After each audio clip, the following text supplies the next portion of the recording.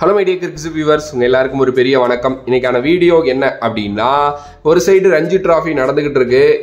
நிறைய பிளேயர்ஸ் நல்லா ஆடிட்டு இருக்காங்க. தமிழ்நாட்டோட இந்திரஜித், விஜய் சங்கர் இவங்கெல்லாம் ரொம்ப சூப்பராக ஆடிக்கிட்டு இருக்காங்க. சிவம் டூபே ஒரு பயங்கரமான இன்னிங்ஸ் ஒன்று ஆடி இருக்காரு. இதை தாண்டி வந்து பார்த்தீங்க அப்படின்னா the return of the dragon அப்படின்னு சொல்லுவாங்கல்ல, அது மாதிரி நம்மளோட ருத்ராஜ் ஐக்வாட் வந்து ஒரு சரியான கம்பேக் கொடுத்துருக்காரு அப்படின்னு வந்து சொல்லலாம். ருத்ராஜ் ஐக்வாட் ரீசெண்ட் டைம்ஸில் பயங்கரமான இன்ஜூரிஸ், என்சிஏல இருந்தாரு, ரஞ்சி ஆடலை, ஸ்ட்ரைட்டாகவே ஐபிஎல் தான் ஆடுவார் அப்படிலாம் யோசிச்சுட்டு இருந்தோம். பட் ஆனால் இப்போ ஒரு ரூல் ஒன்று சொன்னாங்க இல்லையா, எல்லா பிளேயரும் ரஞ்சி ஆடி தான் ஐபிஎல் ஆட முடியும் அப்படின்னு சொல்லிட்டு, அதனாலேயே சர்வீசஸ் அப்படிங்கிற டீமுக்கு அகைன்ஸ்டாக வந்து பார்த்தீங்கன்னா ருத்ராஜ் மகாராஷ்டிராக்காக களம் கண்டாரு. வேற மாதிரியான ஒரு நாக் அப்படின்னு நான் சொல்லுவேன். 96 ரன்ஸ் வந்து பார்த்தீங்க அப்படின்னா அடிச்சிருக்காரு. ஆப்வியஸ்லி ருத்ராஜ் ஐக்வாட் ஒரு எக்ஸ்ட்ரீமான டேலண்ட் அப்படிங்கிறது வந்து டே பை டே ப்ரூவ் பண்ணிட்டு தான் வந்து இருக்காரு. ஆனால் அவரோட இன்ஜூரியும் அவர் வந்து முக்கியமான தருணங்களில் அடிக்கிறாராங்கிறது தான் வந்து பார்த்தீங்கன்னா அவரோட கெரியரே கொஸ்டின் பண்ணிக்கிட்டு இருக்கு.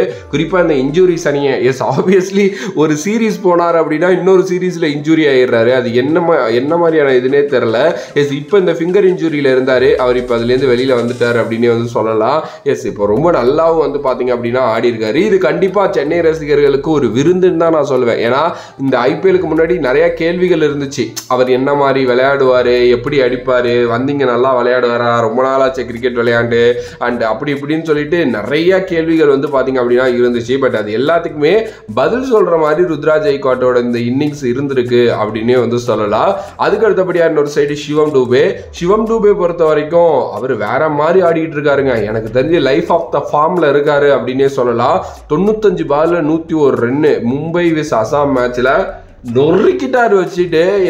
அவரோட டெஸ்ட் கிரிக்கெட் இதுவே வித்தியாசமாக தான் இருக்குது. சீரியஸ்லி அப்ரோச் எல்லாமே அவர் இந்த ரஞ்சி சீசன் அவருக்கு ரொம்ப பயங்கரமாக அமைஞ்சிருக்கு. ஆப்வியஸ்லி வந்து பார்த்தீங்க அப்படின்னா நல்லா ஆடிட்டு இருக்காரு. ரீசெண்ட் டைம்ஸில் T20 இந்தியாவுக்காக ஆடினாரு.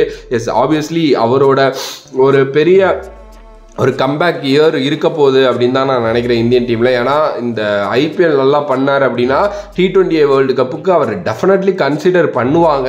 இப்போ ஒரு இதில் இருப்பார், அவர் இவரை எடுத்துகிட்டு போகணும் அப்படிங்கிற அந்த ஒரு இதில் இருப்பாங்க. ஸோ வெயிட் பண்ணுவோம் என்ன நடக்க போகுது அப்படின்னு சொல்லிட்டு.